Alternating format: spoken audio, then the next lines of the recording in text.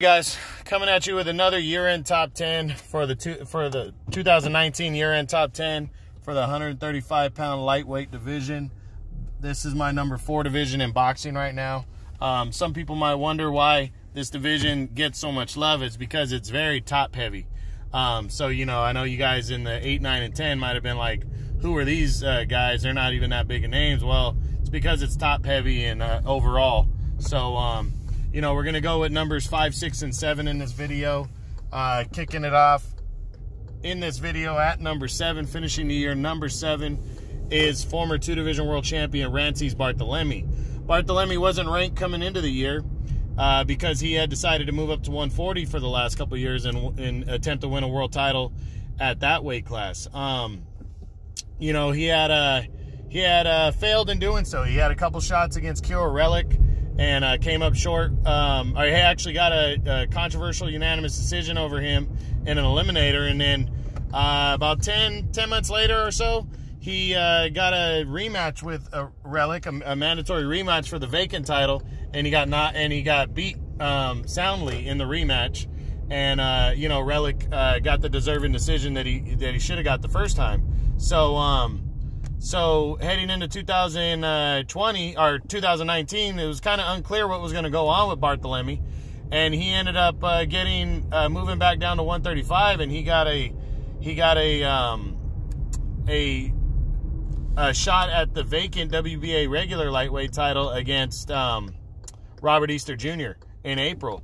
And I thought this was going to be a really good fight between two former champs who were trying to bounce back. You know, Barthelemy had one fight in between since losing to Relic, and Robert Easter had no fights in between since losing to Mikey Garcia in 2018. So I was really hoping these two former champs were going to do well against each other, even if it was more of a chess match. But neither guy seemed willing to fight. It was the ugliest fight of the year, in my opinion, and especially since it got main event status. I was very pissed at how the fight ended. So very disappointed in this one. The fight ended in a draw, and I'm happy because neither guy deserved to walk away with a world title. But Barthelemy didn't come back after that. And so, again, you know, Barthelemy, just an inactive guy, doesn't like to fight a lot, doesn't, you know, like to take chances. And, you know, another year wasted, in my opinion, for Barthelemy. He's 33 years old now. He's 27-1 with 14 knockouts. And he's his highest ranking is number 7 by the WBC. So I think he could throw himself back in the mix. He is a former 2-division champ, so that kind of looks attractive. And to be honest, I wouldn't be surprised if he got a shot at Gervonta Davis for the lightweight title, considering both guys are with the PBC. But we just got to wait and see how that works. But I'm hoping, you know, he jumps back in because he's not a bad fighter. He's got decent power, and he's a good boxer. So, you know, we'll see. But he's got to be willing to take chances, and the PBC's got to be willing to push him more, and they just don't. So we'll see how 2020 looks for Barthelemy, because he's coming off of a year. He needs to have a bounce-back year and look way better in 2020. Now, next up and finishing the year number 6 is former lightweight champion Richard Comey. Comey entered 2019.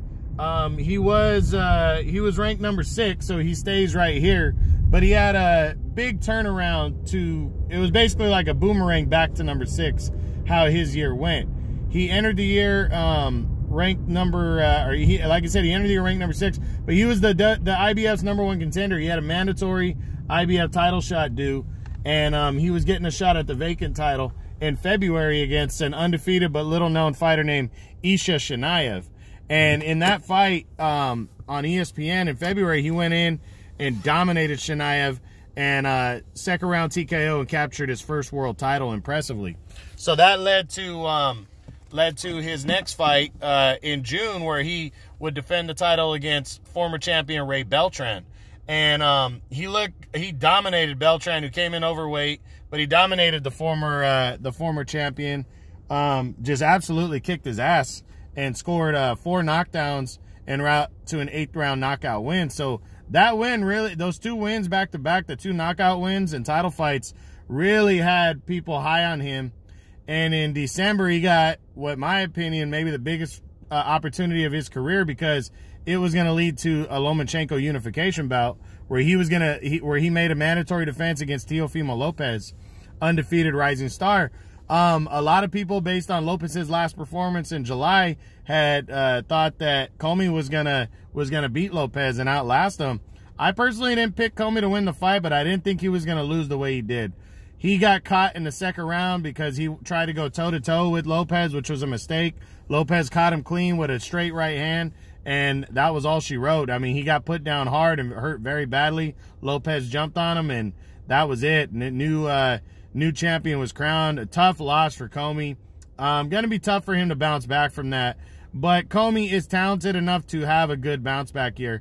But he's got to get back in the ring. I mean, you know, there's no shame in losing to a guy like Lopez. Lopez is an undefeated and very good rising star. I think Comey would probably realize that he fought him wrong trying to go at him and toe-to-toe with him, and he just needs to focus. He is a former champion. He needs to focus on trying to get back in the mix in 2020.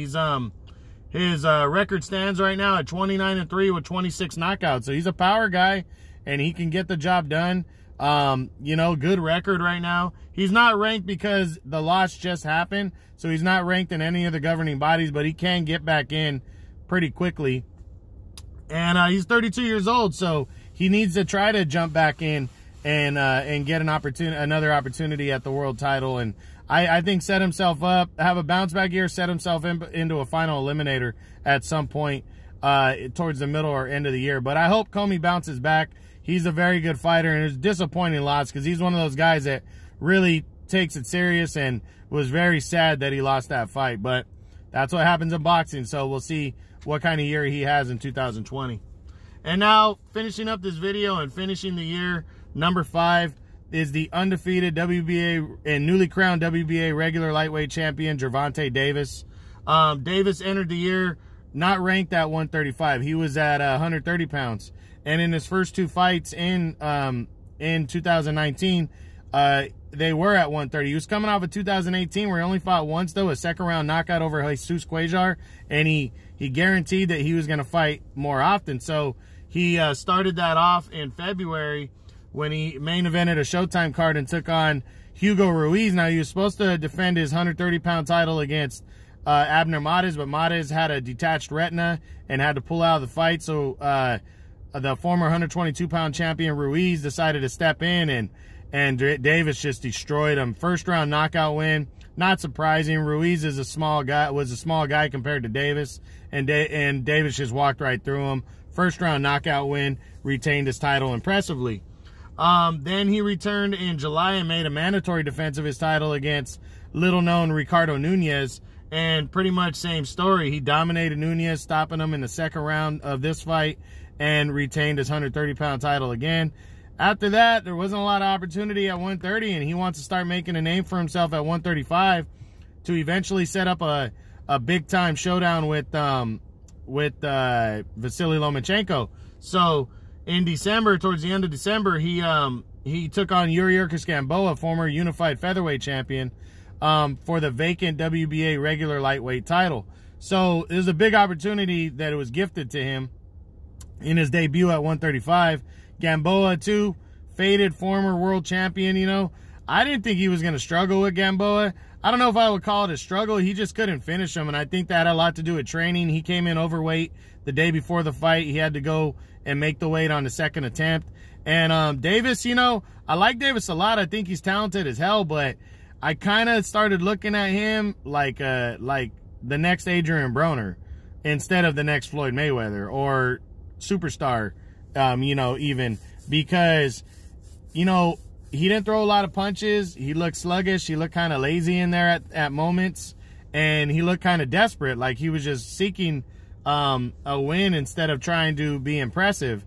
And he ended up getting a win. He hurt Gamboa a few times, and he stopped him in the 12th round, but I just didn't think it was that impressive. I thought he should have destroyed Gamboa in just a few rounds, and it just didn't seem like he had the same pop on his punches and like he was into it. I don't think he trained hard enough, so maybe he was overlooking Gamboa. But I hope he's not partying and making a mess of his personal life, because you see Adrian Broner. He's a joke. He's been a joke the last few years.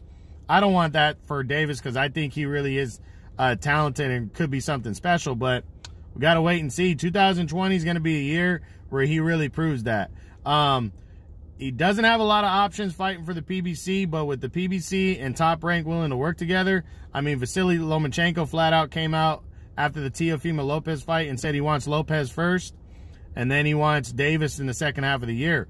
Will Davis be willing to fight him? I don't know if Davis wants to fight him after the way he looked, but Davis can shut everybody up and get right back to that level with a big-time win in his next fight if he takes on a good opponent. I think a good prime opponent for him is a guy like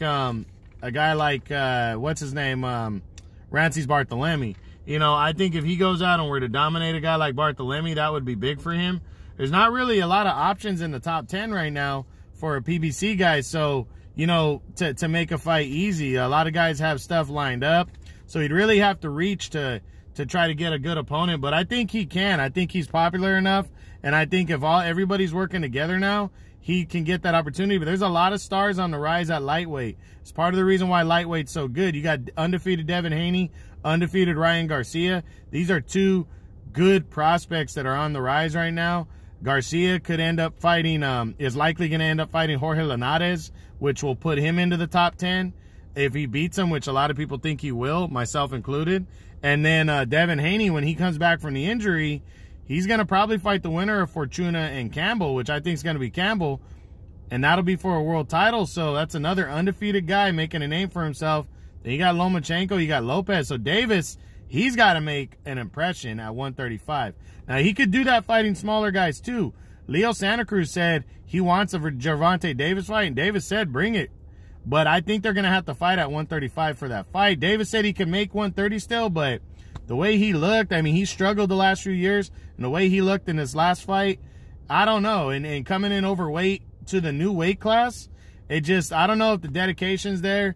I don't know if the body can do it. So, I don't know. I would stay away from that. And he might be able to get Santa Cruz, because Santa Cruz is a tall fighter. He might be able to get him to come up to 135. So, we'll see. But I hope he gets a big fight next. I think Leo Santa Cruz needs to push hard for that fight, or he needs to go after a guy like Barthelemy, who's a solid fighter who's actually fought heavier than this at 140, and see what he can do against him. Even if he invited Robert Easter Jr. back down to 135 to fight, that would make a big impression. So we just got to wait and see, but I hope Gervonta really proves himself in 2020 that he belongs, because he doesn't have a lot of claims to fame right now. Jose Pedraza is still the biggest win of his career from a couple of years ago, and Pedraza's not even ranked in the top 10 anymore by any governing bodies, or in any of my top 10. So, you know, like I said, Davis really needs to prove himself. He's undefeated. You know, he's his record is a really great record. He's 23-0 with 22 knockouts, and he's only 25. But I think he needs to make an impression if he's a cream of the crop now, and not just a guy who's still on the rise, because he's getting paid and he's main eventing Showtime cards as a superstar.